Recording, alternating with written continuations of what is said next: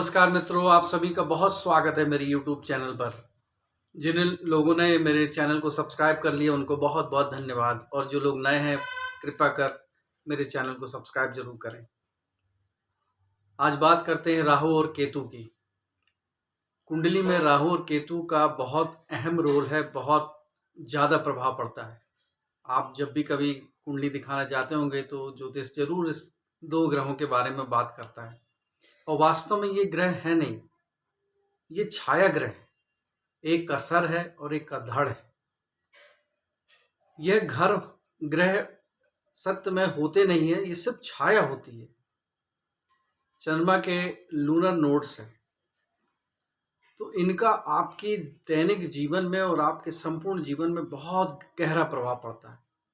मैंने अक्सर देखा हूं कि कुंडली में जब भी इनकी स्थितियां गड़बड़ होती हैं तो बहुत सारी समस्याएं होती हैं। तो सभी लोग, आम जन लोग ये जान नहीं सकते, या किसी की कुंडली ही नहीं है, किसी का समय नहीं है, किसी का डेट ऑफ बर्थ सही नहीं है, तो वो कैसे जाने? क्योंकि इन दो प्लैनेट की वजह से बहुत सारी समस्याएं जीवन में आती हैं। कुछ लक्षणों के आधार पर आप जान सकते हैं कि आपके घर में या किसी जातक की या जिसकी कुंडली नहीं है, तो उन लक्षणों के आधार पर आप जान सकते हैं कि राहु और केतु की गड़बड़ी है, या उसके फिर आप उपाय भी कर सकते हैं। तो चलिए वीडियो को शुरू करते हैं, और एक बार फिर आपसे निवेदन है कि मेरे चैनल को सब्सक्राइब जरूर कर लीजिए और मेरे वीडियो को लाइक और शेयर जरूर करिए। जैसे पहला लक्षण है कि आपके खाने में सप्ताह में 1-2 बार अगर बाल मिल रहा है, कभी कभी संयोग होता है, लेकिन ये लगातार अगर आपके खाने में बाल मिल रहा है तो ये संकेत है कि आपकी कुंडली में राहु ग्रह खराब हो रहे हैं। जैसे कई लोग जीवन में उनका अच्छे से प्रवाह चला आ रहा है, अचानक ही ऐसे लोगों को नशे की तरफ आकर्षण पैदा होता है। ये लोग किसी न किसी नशे में धीरे धीरे फंसने लगते। पहले तो ओकेजनली होता है, कभी कभी हो रहा है, लेकिन वो कंटिन्यूटी बनने लगती है। तो यह भी राहु खराब का लक्षण है। दूसरा कि ऐसे लोग धीरे धीरे कर्ज लेना लगते हैं। पहले तो शौकिया रूप से कि किसी से उधार ले लिए, चुका दिए, किसी से उधार ले लिए, फिर चुका दिए, लेकिन ये स्थिति ऐसी बनती जाएगी कि उधार बढ़ते जाएगा और ये प्रवृत्ति बढ़ने लगेगी। कहते हैं ना कि उधार लेकर घी पीने लगते हैं ऐसे लोग। तो यह भी खराब राहु का लक्षण है। धन का अपव्यय, अचानक से धन का अपव्यय होने लगे। आपकी इनकम चाहे 100 रुपए है और खर्चा आपका 200 रुपए हो जाएगा, तो ये अनावश्यक खर्च होने लगेंगे। आप अनावश्यक चीजों का संग्रह करने लगेंगे। यह भी खराब राहु का लक्षण होता है। साथ ही साथ जिन व्यक्ति के राहु खराब होते हैं तो ऐसे लोग बहुत शॉर्ट टेम्पर्ड हो जाते हैं, बहुत जल्दी प्रतिक्रिया देते हैं, बहुत जल्दी वो गुस्सा दिखाने लगते हैं, झल्लाहट उनमें बहुत ज्यादा आने लगती है। ऐसा व्यक्ति जिनके राहु गड़बड़ हो रहे हैं तो उनके दाम्पत्य जीवन में भी गड़बड़ी पैदा होने लगती है। दोनों में विश्वास की कमी होने लगती है। कभी कभी ये 7th हाउस, सप्तम भाव में जीवन साथी के घर में अगर गड़बड़ी पैदा करते हैं तो मैंने देखा है कि ये बात तलाक तक पहुंच जाती है। उनका जीवन बहुत ही दुखदायी होने लगता है। यह भी राहु का लक्षण होता है। जैसे आपका वाहन बार बार खराब होने लगे, कोई आपकी लापरवाही हो गई ठीक है, लेकिन बार बार वाहन चलते चलते खराब होने लगे, यह भी राहु का खराब होने का लक्षण होता है। ससुराल वालों से आपके संबंध का खराब होना, उनके रिश्तों में दूरियां बढ़ने लगना। आपके ससुराल पक्ष से जो लोग हैं, साला साली, सास ससुर, अगर उनसे संबंध आपके खराब हो रहे हैं तो निश्चित आपका राहु खराब है। इसके साथ ही घर में अचानक से बीमारियों का डेरा होने लगना, घर के सदस्य बीमार होने लगना या स्वयं बीमार होने लगना, यह भी बहुत हद तक राहु की गड़बड़ी के कारण होता है। पैरों में तकलीफ होना, खास करके जो स्किन डिजीज होती हैं, जो त्वचा रोग होते हैं, ये अचानक से बढ़ने लगे, अचानक से इनका प्रकोप बढ़ने लगे, तो यह भी राहु का ही लक्षण होता है कि आपके राहु खराब हैं। जब भी राहु खराब होंगे, जातक झूठ बोलने की बहुत ज़्यादा प्रवृत्ति होगी। उसका मन दूसरों के धन पर हमेशा उसकी निगाहें लगी रहेंगी। वह दूसरे के धन को अपना धन समझने लगता है। यह भी खराब राहु का लक्षण है। घर में माता पिता से अच्छे से जो लोग बात नहीं करते हैं, जो व्यक्ति उनका अनादर करते हैं, ऐसे लोगों का भी राहु अच्छा नहीं होता है। कभी कभी जिन जातकों की कुंडली में राहु गड़बड़ है, तो ऐसे लोग अपने इष्ट पर भी भरोसा करना छोड़ देते हैं और यत्र तत्र भटकने लगते हैं, कभी इस बाबा के पास, कभी उस बाबा के पास। यह भी खराब राहु का लक्षण है। कई लोग बहुत सारे ताबीज धारण करने लगते हैं, यह भी खराब राहु का लक्षण होता है। इसी के साथ अगर केतु गड़बड़ हो गए तो रक्त संबंधी अचानक से आपको परेशानी आने लगेगी। खासकर हेमेटोलॉजिकल डिसऑर्डर या रक्त में जो कोशिकाएं होती हैं, उनमें कई बार प्रॉब्लम क्रिएट हो जाती है। जैसे कि किसी का इस्नोफिल बढ़ने लगना, किसी को बेसोफिल्स बढ़ने लगना, ये डॉक्टरी भाषा में है। साथ ही साथ कभी कभी केतु अगर अष्टम भाव में है तो ऐसे लोगों का हीमोग्लोबिन कम होने लगता है, या फिर कई लोगों को पाइल्स की शिकायत होने लगती है, रक्त का स्राव होने लगता है, रक्त का बहना स्टार्ट हो जाता है। ऐसे लोगों के कभी कभी नाक से भी रक्त बहने लगता है। ये खराब केतु का लक्षण होता है। साथ ही साथ अगर आपके मामा पक्ष से, ननिहाल पक्ष से अगर आपके संबंध अच्छे नहीं हैं या संबंध बिगड़ रहे हैं, तब भी आपका केतु खराब हो सकता है।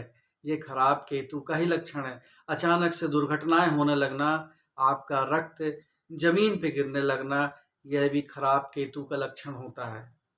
तो ये तो हो गई सब खराब खराब बातें। तो अब हम बात करते हैं कि इनके अशुभ प्रभावों को या इनके खराब स्थिति को अच्छा करने के लिए हम क्या उपाय करें। सबसे पहले आप संध्या वंदन करना स्टार्ट कीजिए। ये हम भूल गए हैं।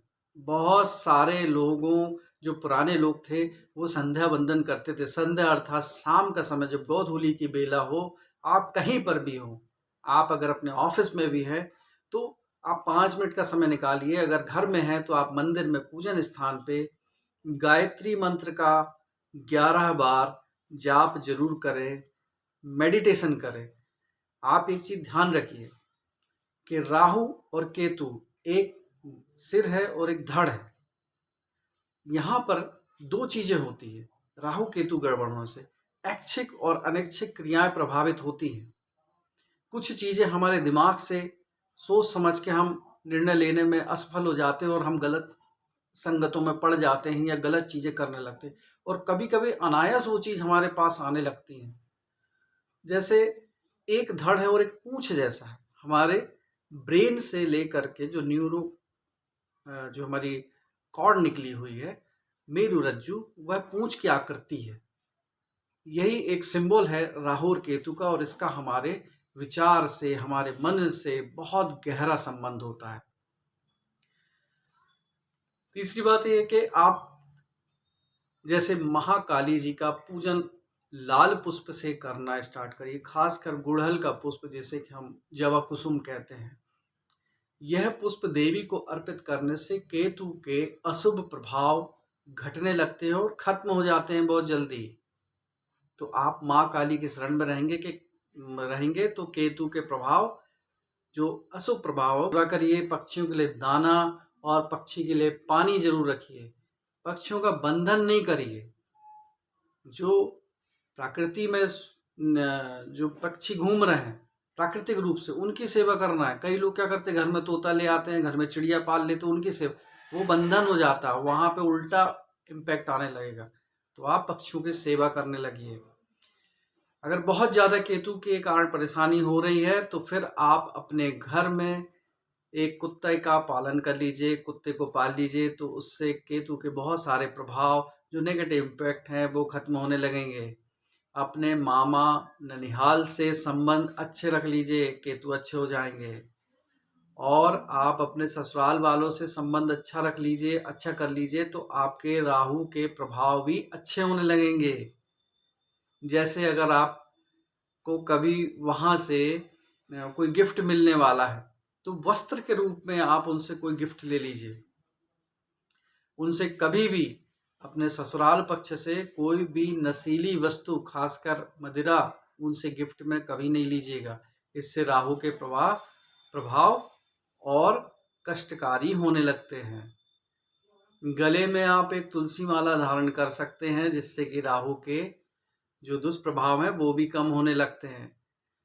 पीने के पानी में आप तुलसी दल डाल के रात भर रख दीजिए तांबे के पात्र में, और उसे आप सुबह खाली पेट पीना स्टार्ट करिए। तुलसी का पत्ता चबाइएगा नहीं, इससे भी राहु के दुष्प्रभाव कम होने लगते हैं। और अपने पूजन स्थान पे नित्य जाइए, वहाँ पूजन जरूर करिए, इससे भी राहु अच्छे हो जाते हैं। राहु हमेशा खराब नहीं होते हैं। जीवन में बहुत सारी उपलब्धियों के लिए, राजनीतिक रूप से जो बहुत सर्वोच्च शिखर पे पहुंचे हुए हैं, उनका राहु बहुत अच्छा होता है। राहु जब देने पे आते हैं तो छप्पड़ फाड़ के देते हैं, फर्श से अर्श तक, आसमान की ऊंचाइयों तक ले जाते हैं। राजनीति में इनका विशेष महत्व होता है। जो भी राजनीति के शिखर पर आज गिने चुने अच्छे लोग हैं, उनके राहु बहुत अच्छे होते हैं। केतु और राहु ये मोक्ष कारक भी हैं। आपको जीवन के एक पल में इतना आध्यात्मिक ज्ञान देंगे, इतने गूढ़ विषयों पे जानकारी देंगे कि आपके जीवन की दशा बदल सकते हैं।